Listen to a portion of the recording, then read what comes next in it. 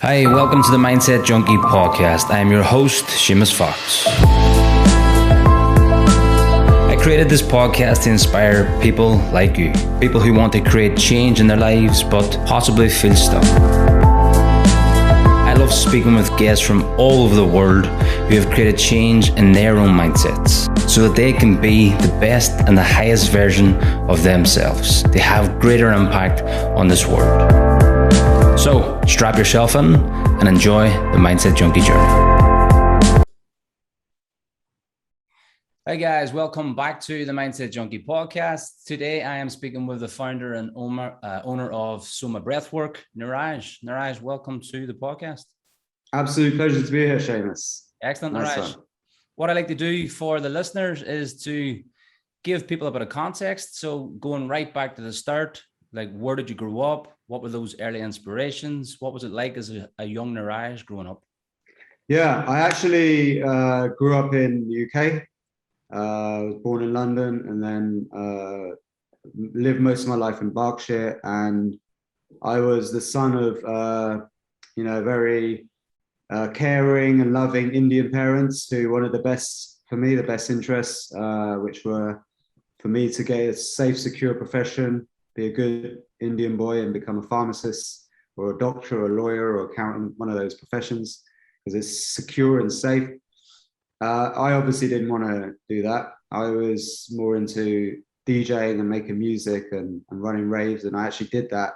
And I on the side, while I was studying, created a big event that ran for 3 years, 2,000 people every month, which was a drum and bass rave, which was amazing. It was great fun.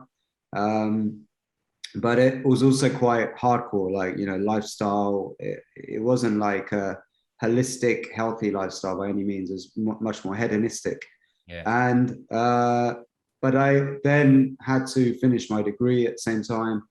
A lot of things happened at the same time. I ended up losing this whole event that I'd built up for so long, this brand, everything just collapsed. And I was now stuck working as a pharmacist for 7 years in the community. And I just became more and more disillusioned, more and more depressed. Like, it was literally one of the most horrible times in my life. I did everything that society tells you to do. I had a black Jaguar, I had a good job, I looked the part, but inside I was completely unhappy. I was broken. My parents thought I'd made it. They couldn't see why I was so unhappy. So it was eventually when I went to a kicking and screaming to a Tony Robbins event, right, by my friend who was a doctor. He also had lost his passion for life and stuff. He took me there, actually bought me a ticket because I wouldn't go otherwise. I was like, this is way too like Woo-woo. guru nonsense. Not even woo-woo. It was more like, I don't need a motivational coach. The ego. It's like, and I didn't know anything about Tony Robbins. So I just went, and it actually turned out to be the best thing I ever did. He's a totally amazing person. And that inspired me big time to do something else with my life. And it was the last day I heard somebody actually talk about diet, nutrition, even breathing, meditation, all the lifestyle things you can do to prevent and even treat disease. And I was like, wow, okay, well, I have a pharmacy filled with sick patients.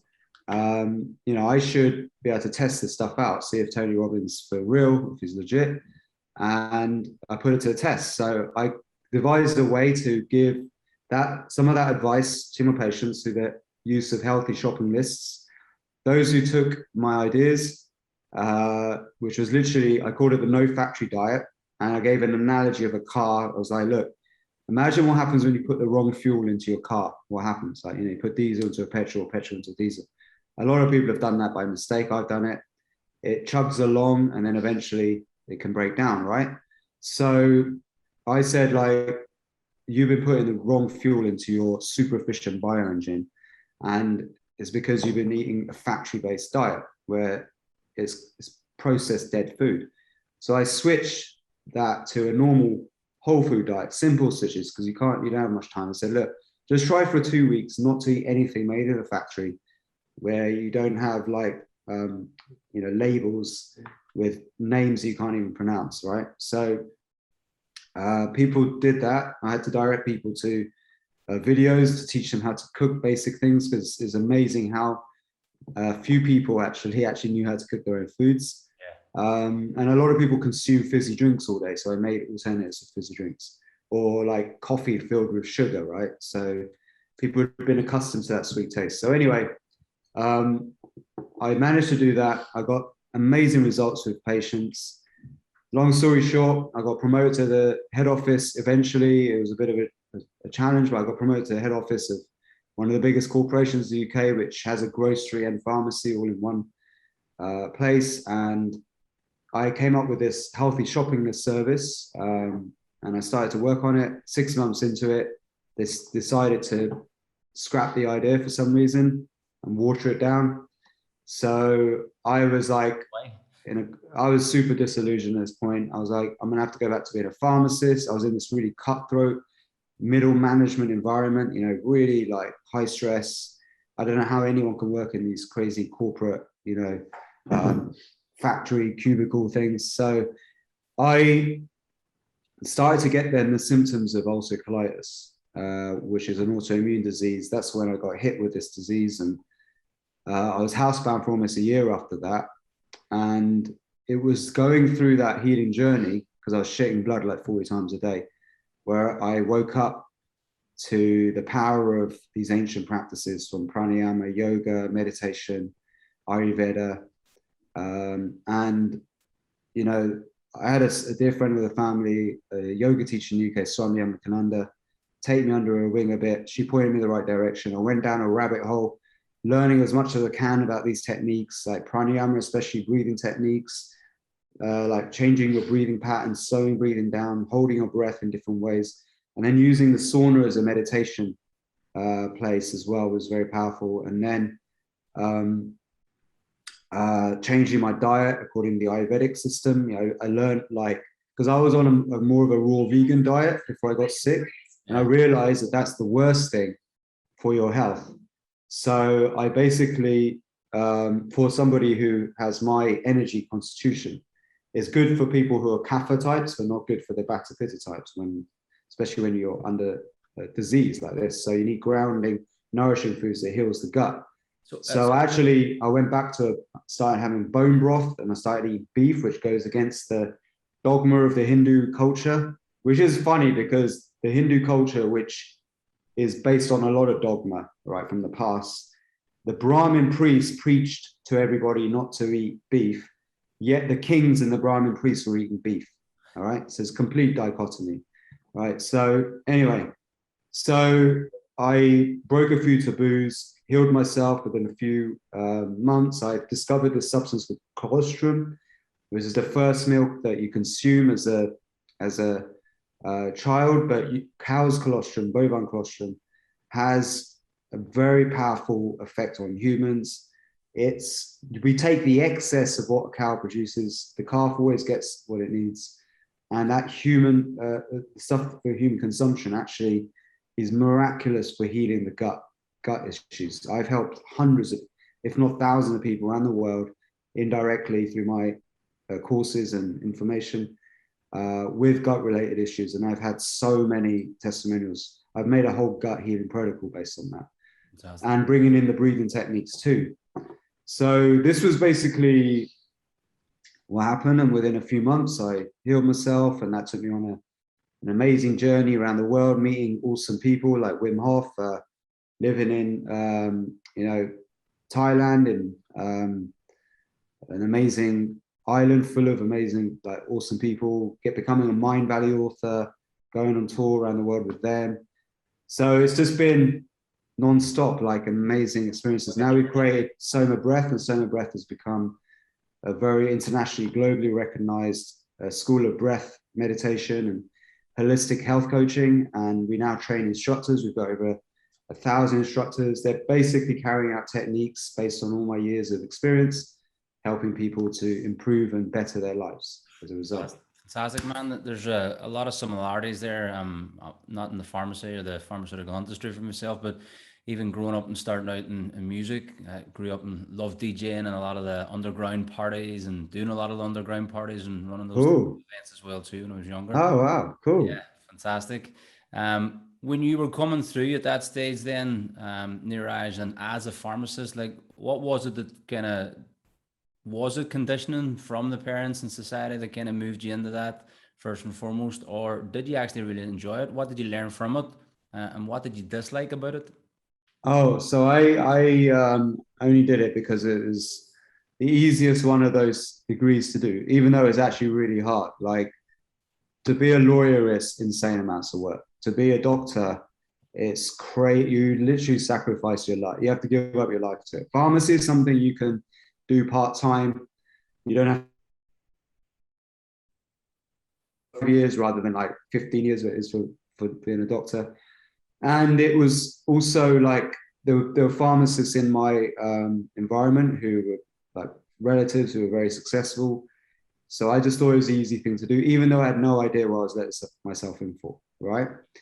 And as soon as I stepped foot in the, the lectures and all that, I realized that a lot of this didn't make sense to me. It was very much based on extracting chemicals from nature, purifying them, and then using them to change metrics in the body, right?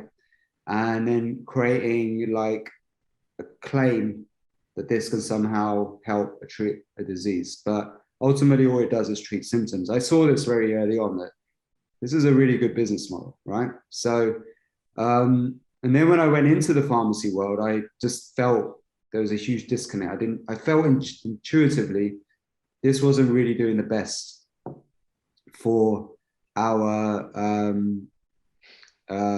clients and patients. So, it took me a while until that Tony Robbins encounter to really understand that actually just by simple lifestyle changes, you can get people off the meds, right?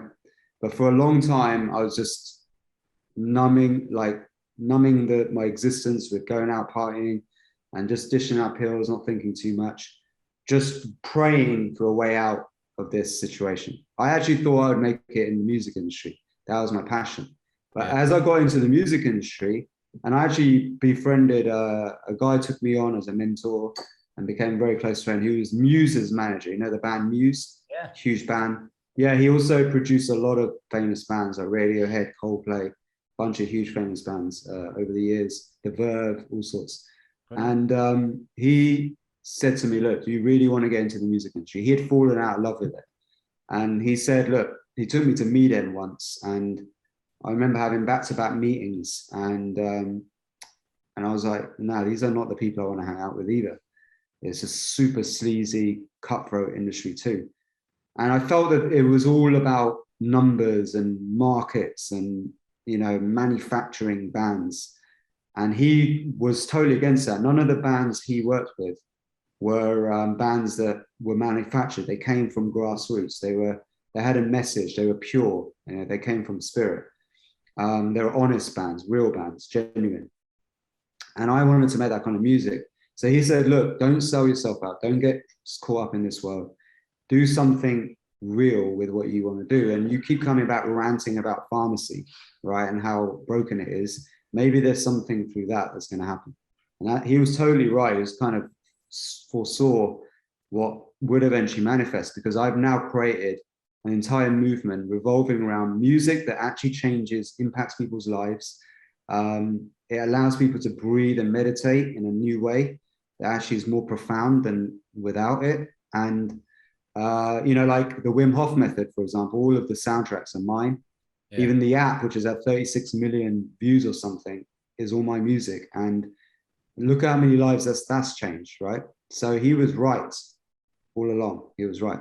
So, so now I built a whole system where people use our soundtracks on music as part of a system using breath techniques, meditation techniques to heal, transform people. So it has a spiritual purpose and intention. And that's what music always was.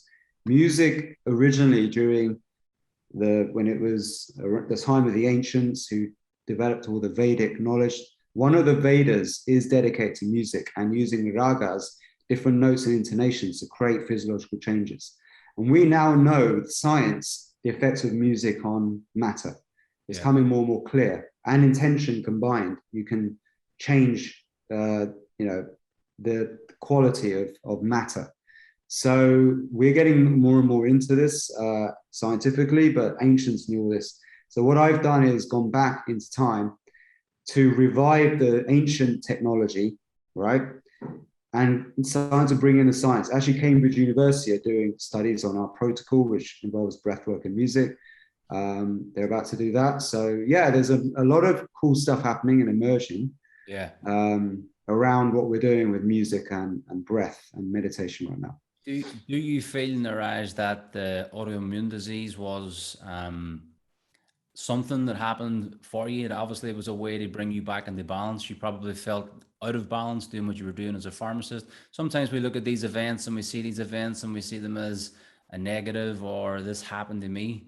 But sometimes the universe has a funny way of working. They bring you back into balance. Some event happens to get you to wake up and to be your authentic self and to do what you're supposed to do. Do you feel that that was an event for you, that you finally woke up and then started what you're doing? Yeah, of course. The going through the healing journey was like, they call it the dark night of the soul. That was the going into the metamorphosis, going from that cocoon to boom, the butterfly, and creating that butterfly effects, Yeah. And from there then, was it the Renegade Pharmacist? Was that the first business? Because you had the Renegade Pharmacist. Yeah, no, the first thing was music therapy. So I started I created a technology called Tripneural. It's been used all over the world, like therapists use it. Marissa Peer for hypnotherapy tracks. Mind Valley have used those tracks. So what happens is we are quite often in heightened alert brainwave states most of the day. With brainwave music, you can flow into trance states and use hypnotherapy or guided meditation to reprogram the architecture of your thoughts and your unconscious mind, the operating system. So I developed a system based on that, because that's what I used, to really help me heal and reformat this operating system that got filled with viruses that created the autoimmune in the first place. And those viruses are basically programs based on traumatic life events. And these programs are there to prevent you from making the same traumatic events happen again. But once you've learned from them, you don't need to hold on to these programs. You need to release them. And that's the whole process of emotional release. So these are all the things that I learned: somatic transformative techniques, using brainwave music to get into altered states and do it really quickly and make it scalable. So that became the first basis of my business, bringing in breathing techniques with that. And then eventually, what happened was I created the Renegade Pharmacist site because so many people asking me advice on the things I was doing in the pharmacy with changing people's diets and alternatives to medication, over-the-counter remedies. I was teaching people how to make their own cough medicine, antacids, their own natural laxatives, all sorts of things that you could do naturally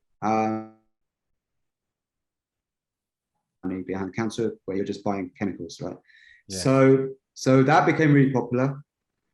I actually made an infographic about Coca-Cola, what happens 1 hour after drinking a can of Coke, which blew up the internet. It went massively viral. It was all over the world. It was like literally in every major newspaper, magazine, online, front page of some of those major ones like Daily Mail. Yeah. So it even made it onto Fox News. They did a TV segment on it on their daytime show. So a lot of people saw it. And it also opened the doors to Wim Hof. That's what led me to meeting Wim Hof, because I went and did one on him. What happens 1 hour after you do the Wim Hof method? And that helped him in the early days. So actually, I was helping Wim a lot in the early days with the music and just creating content and stuff like that. Yeah. And then I wanted to go on, expand on the wealth of wisdom that there is in pranayama, in these ancient tantric yogic techniques. And that's what led to the Soma breath school. Because one thing I discovered was because my technique evolved around rhythmic breathing, and I expanded on that on rhythmic breathing to a beat, because with music, you have a beat, and you can create music that has a beat that goes every second. So you can time your breath to that beat. And in pranayama, you do breath counts to music, certain rhythms in and out, right? Creates different physiological effects. So with music, you could make an effortless way to breathe in a rhythm to that beat to create the whatever physiological changes you want. So that became my invention. That's the foundation of trip neural and then Soma breath, where I was teaching people to breathe in a rhythm to music. And that's now what's become very popular around the world, because there's all these different ways you can train somebody's breath to a healthier breathing pattern. I believe unhealthy breathing patterns and over breathing and erratic breathing are the source of most people's problems, right? From bad health to bad mood swings, relationship issues, digestive issues. A lot of it can be solved. Even aging, like fasting you need to, can be solved when you get control of the breath, the rhythm of the breath, the depth of the breath, and the efficiency of breathing, of you being able to create energy from your breath, right? And there's a few factors that are involved. Your diet makes an impact, exercise, nutrition, and sleep, and how you breathe. Like whether you breathe through your nose or your mouth. We should always breathe through our nose as much as possible.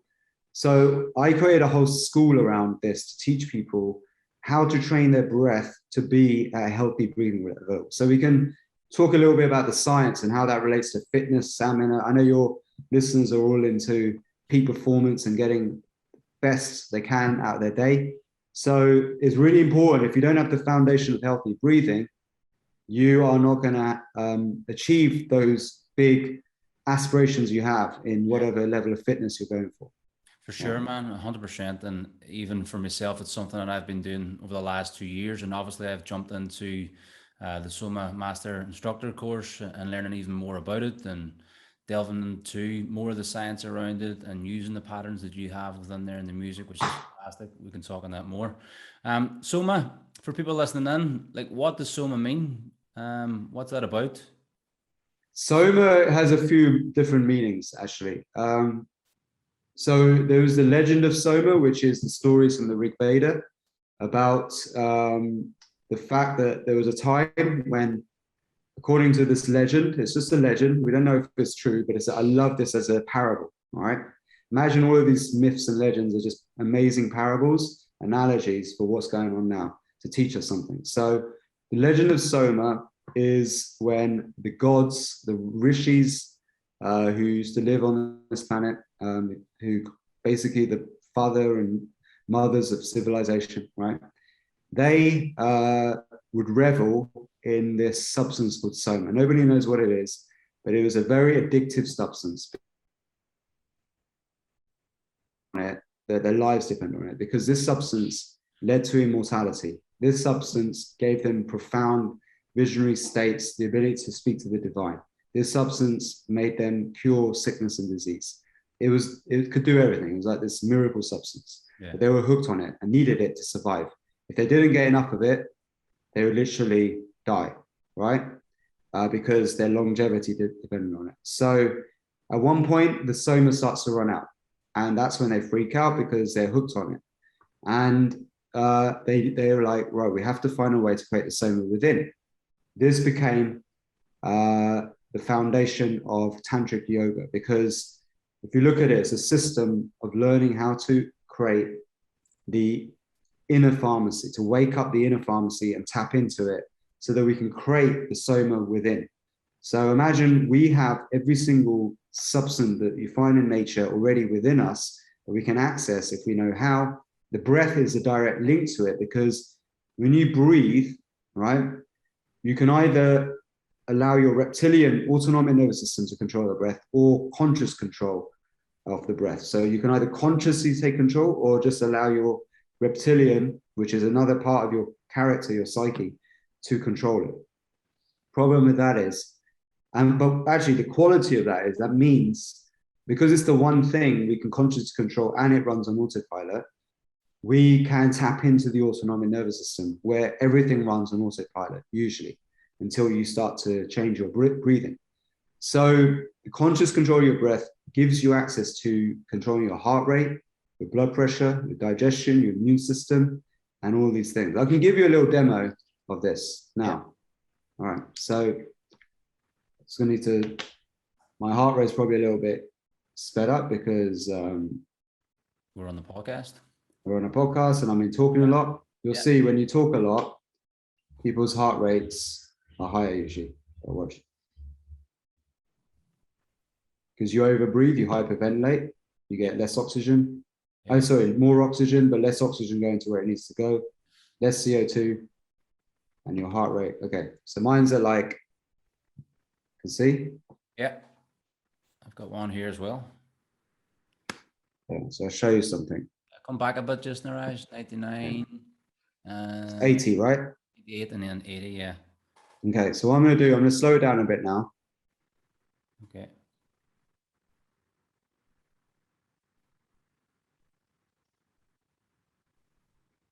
$78, $75, $73, $70 for people listening and not watching, $68, $67.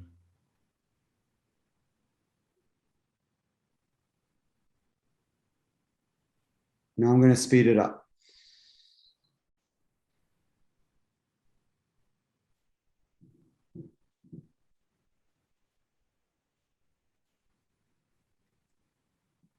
$67, $68, going back up. 70, 71, 73, 78, 81, 86, 91, 95. Yeah. 90, yeah.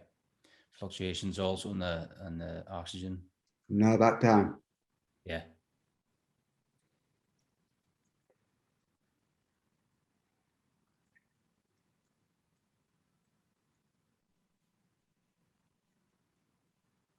Yeah, it's on the way down again. Yep. 70, 68, 66, 64, 63, 62. Yeah. All right. Did it look like I was doing much? Not a lot. No. It was like a magic trick, right? Yeah. Yeah. So I just showed you complete control over my autonomic nervous system. Yeah. Where most people think that that's impossible.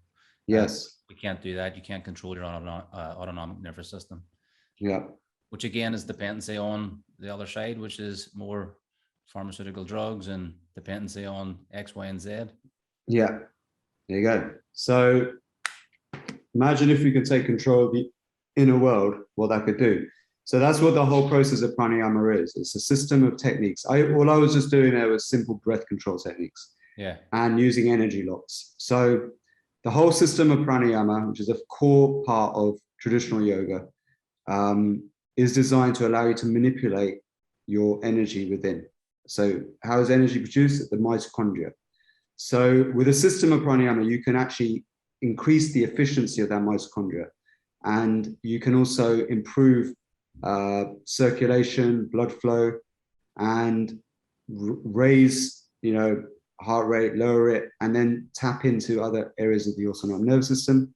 So it becomes like your pharmacy. You can, because what do pharmaceutical drugs do? They work on either sympathetic or parasympathetic nervous system, right? Either or. So they either create adrenaline or they stimulate the parasympathetic acetylcholine, and they calm the nervous system. So sleeping pills, anti-anxiety pills, things like that. Or on the other side, recreational drugs, steroids produce adrenaline, right?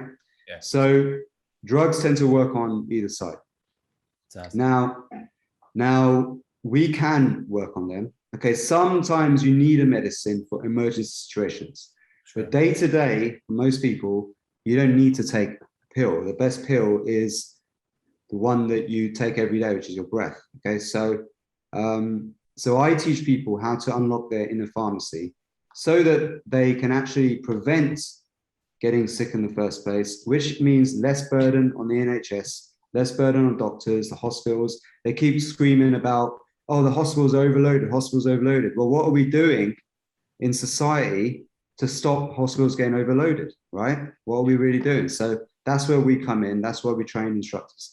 With pranayama, we can help a lot of problems. But if we bring in other elements that I have with the music therapy, the Ayurvedic lifestyle design, and a few other elements, you know, the way to exercise, we can have an amazing holistic system to help people prevent them getting sick. Now, here's the other thing that's really important when it comes to longevity, all right? So, and this is why it's very important to take care and control of your breath, because if you look at animals that live a very long time, like turtles, elephants, whales, they breathe very, very slow, like 1 or 2 breaths per minute. And they live very much the longest of all, right? Whales live 200 years plus, and they can hold their breath for like 2 hours at a time. And they have a less than 1 breath per minute breathing rate. And on the other end of the spectrum, there is rats and mice. They live a very short time, like 1 or 2 years, but they breathe very fast, like 100 to 300 breaths per minute. Now, there are anomalies to this rule. The naked mole rat is a rat that lives primarily underground in a hypoxic environment and rich in CO2 but low in oxygen. And it can hold its breath for 18 minutes time. And guess what? It lives 30 years, pretty much free of disease, right? It's still a rat. Humans, we have the conscious ability to control our breath, unlike many other mammals. So we can choose to breathe like rats, or we can choose to breathe like whales, or be like naked mole rats, okay? We have a choice. That's apparently, we have free will. However, society tries to take away free will from us and give us their free will, give us a full sense of free will, right? We're free to do as you tell.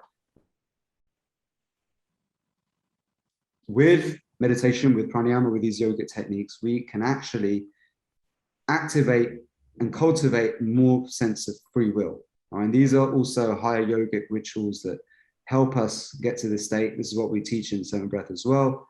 We help you to wake up your own power of thinking for yourself as well, right? So basically, with pranayama, you can slow your breathing rate down, train yourself to breathe slower, become more efficient at using oxygen, so breathing rate slows down, and you can increase your ability to hold your breath. And the more you increase your ability to hold your breath, if you see the correlation in the animal world, there's a strong correlation with breath hold times and breath rates. Now, there's a scientist who talks all about this, Dr. Buteyko, created the Buteyko method. He went deep into this. But, you know, it can be a little bit confusing how to do it. We teach people how to do it, the same techniques, but because he got it from pranayama originally. So we go back to source. And you can use breath hold time as a measure of your health, okay, as an indication of your health. So with breath hold times, which you can measure every morning, we can, using a series of breath exercises, expand that. So average is around 20 to 30 seconds, okay? If you breathe in through your nose, out through your nose, hold your breath, right? But it's minutes of waking up to get your true test. You can actually start to get your gauge. 20 to 30 seconds is like kind of average. 40 seconds is good. Anything above 40 seconds, you're really healthy. Anything below 15 seconds, 10 seconds, you're either unfit or you have a fear towards holding your breath, or there is some disease that's going on that you need to solve, or it's simply a case of carbon dioxide tolerance isn't right. Carbon dioxide tolerance is really important. That's your prana. Without carbon dioxide, it's the most important gas in respiration. Oxygen is essential to live, right? But Helmut Sees, a scientist, coined the phrase oxidative stress, right? And he says, although it's very difficult to live without oxygen, right? Because you can only go a few minutes without it. It's also difficult to live without oxygen. And that is because of oxidative stress. Oxygen itself is corrosive. It makes us rust internally. And when we optimize our health, we can actually prevent oxidative stress by slowing our breathing down and our need to breathe. So breathing less actually is good. Yeah. But you have to train yourself to do that. It's not something you can just suddenly do. For sure. And just on that as well too, Niraj, and you spoke about it there now, which is like hypoxia. So intermittent hypoxic training.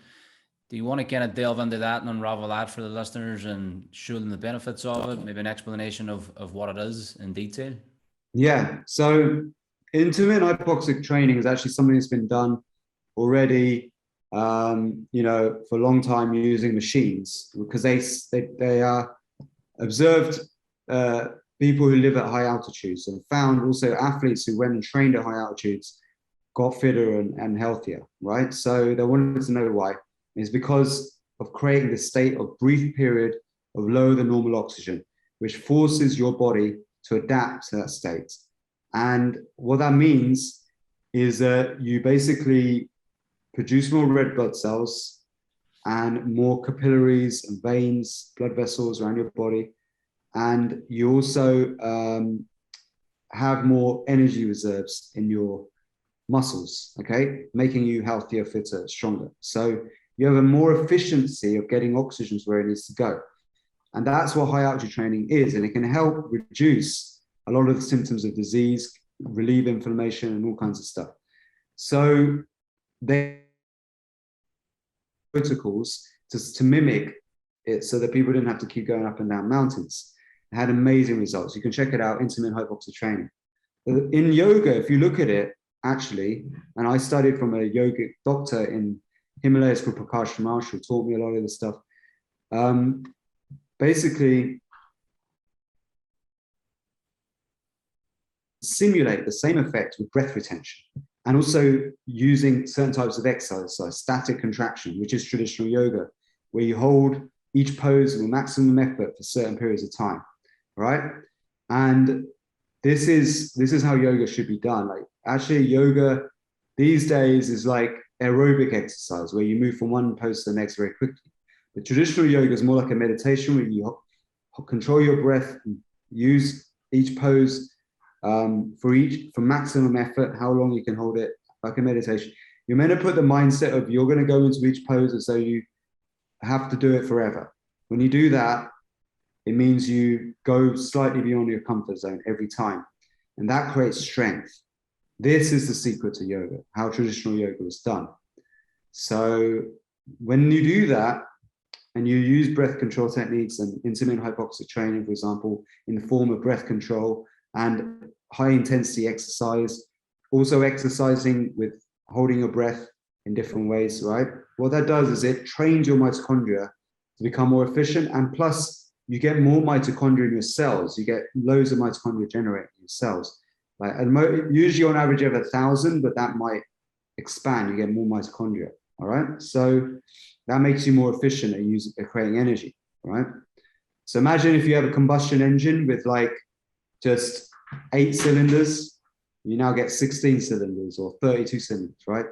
You go full on. You go from like a Ford Fiesta to a McLaren F1, right? That's what we're trying to do. Yeah. And for your operating system of your mind, we also have techniques to allow you to become like an operating system programmer of your own mind, conscious control. And with that, you go from PC to a Mac, right? That's what we're about. Free of viruses. Yeah, fantastic. Fantastic. And just on that, for people also, like, I suppose now it's starting to become a wee bit more mainstream and people are becoming a wee bit more familiar with like practices of breath work. Like maybe a few years ago, 5, 6, even 7 years ago, if you try to speak to people about breathing, like people think that they breathe anyway. I do breathe. So what is it then that people can really take on board that are listening right now to understand that they can maybe apply it tomorrow, that they can make a difference in their health, their fitness, their life? Also that obviously has a big difference in their business, etc., because they're more centered and balanced. What are people not doing then that they could be doing in terms of their breath? Right. Okay. So first thing is, the first golden rule is always use your nose to breathe, right? Unless you're doing a technique, some techniques you can use your mouth. usually on the exhale rather than on inhale. Some techniques, more intense techniques, you can use your mouth. But on the whole, always use nasal breathing as your default state. All right. Okay. So that's the first step. Why to give people a bit more context? Oh yeah. Why? Because that's what your nose is designed to do. Is for breathing and smelling. Right. Your nose has narrow airways, and the reason for that is to stop you from over breathing. Also, it filters the air and it warms the air, so it allows better absorption through the lungs. Okay. And it literally cleans your air. What it also does is it produces nitric oxide, which is an essential gas it's an antiviral, antibacterial, antimicrobial. It also is essential for getting oxygen into your body tissue cells. And low body tissue oxygenation is usually the culprit for disease. So when you produce nitric oxide and you slow your breathing down, nasal breathing, slowing the rate of your breath down, you actually get better tissue oxygenation, right?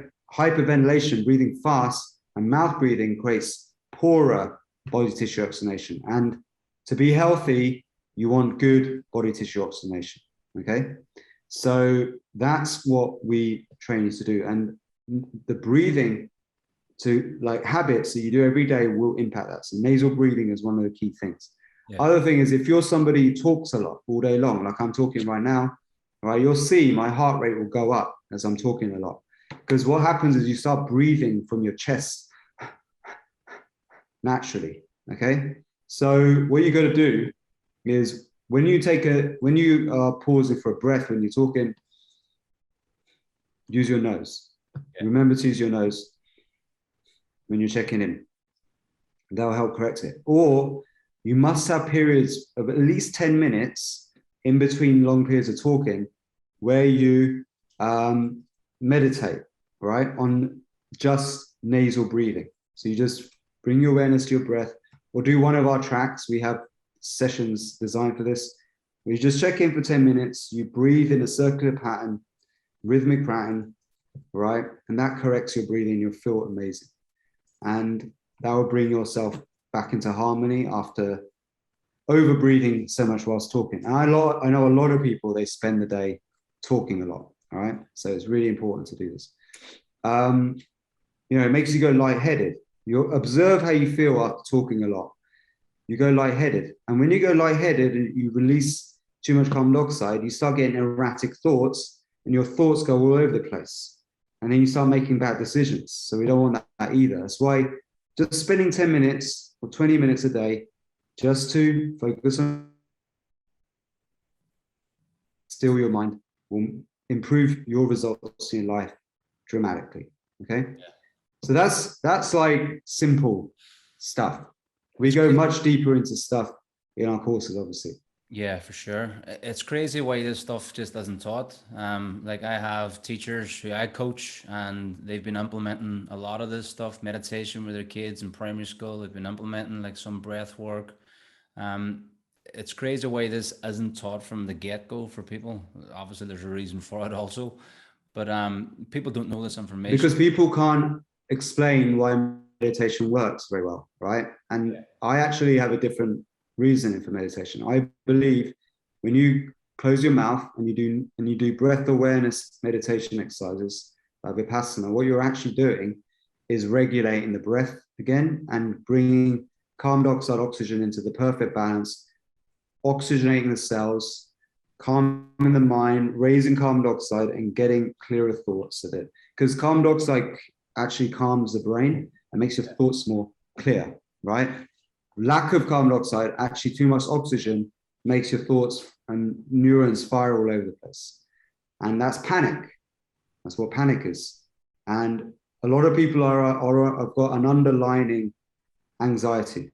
And a lot of it's due to not having good carbon dioxide tolerance, which you can create through slow breathing exercises, which we've made really easy with our music and breath tracks. Yeah. Fantastic. So once people know that, if they understand that, makes more sense to just check out for 10 minutes. Yeah, because people think, and it's good, like what you're doing with Soma is bringing the science and the modern science to like ancient traditions like pranayama. And I think in the culture that we're in, a lot of times people look for that. And if they understand that better, it makes more logical sense for them, because a lot of people still are maybe skeptical on it. They maybe think that meditation is woo woo. But if you can explain it like you do through Soma, of how it actually works physiologically, psychologically, do the mind and the body, then people have a tendency to then practice it because they can see how it works logically, and it's rational to them a lot of the times. Totally. For Soma, then, Niraj, obviously it's a massive global movement and it's growing and growing and growing. What is your ultimate goal for Soma? What's that burning desire for Soma within you?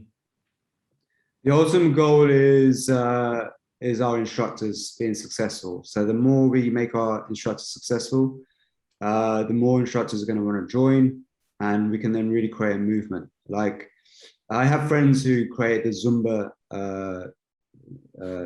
brand, the dance fitness, and they have over 250,000 instructors around the world. That's a real movement created, and we need to get to that sort of level for us to really change things in this world, and we're getting there slowly but surely. So we need more ambassadors of Soma Breath. We need more people to join and bring this into their local environment and spread the word. Because the best form of advertising is people raving about how good transformation was from an instructor in their local area. Yeah. For sure. And again, I've joined the certification a few weeks ago, 2 weeks ago. And loving it, loving the content. And I think for me as well too, coming from a music background, loving music, the music that's applied to the breath and the rhythm and the patterns, and as you said, using some of the other techniques like the trip neural for impacting the brain waves, is fantastic. I'm getting a lot of benefit from it. I'm applying it and using it also in my coaching with other people that I coach, and they're getting the same from it as well too. Niraj, if people that are listening in do want to know a wee bit more then about Soma, maybe they do want to do the certification and become an instructor, where's the best place for them to find you and find more information on it? Sure. I will go to our somabreath.com website. Check out all the info on there. You can actually sign up for our free masterclass, test out our techniques. I'll also give you all the links so that you can just direct people through the show notes. But we also have Instagram, Soma Breath. We have my personal Instagram, Niraj Naik Official. We have also our Facebook group, which I recommend everybody joins. It's super buzzing. You can see the community, how thriving it is. I'm all about community, building communities. I've always been somebody who brings people together. And we have such a cool, buzzing community. It's amazing. I love checking into it every day, how cool and high vibe it is. And we also have a YouTube channel with lots of free content. If you want to test that out before, go for it. YouTube, Soma Breath. It's all there. For sure. There's a lot of value and a lot of free content and a lot of guided meditations and breath work on the YouTube channel. Definitely check that out. Yeah, man. Niraj, it's been an absolute pleasure speaking to you, man. Thank you for jumping on the podcast. No, it's been a pleasure talking to you too, brother.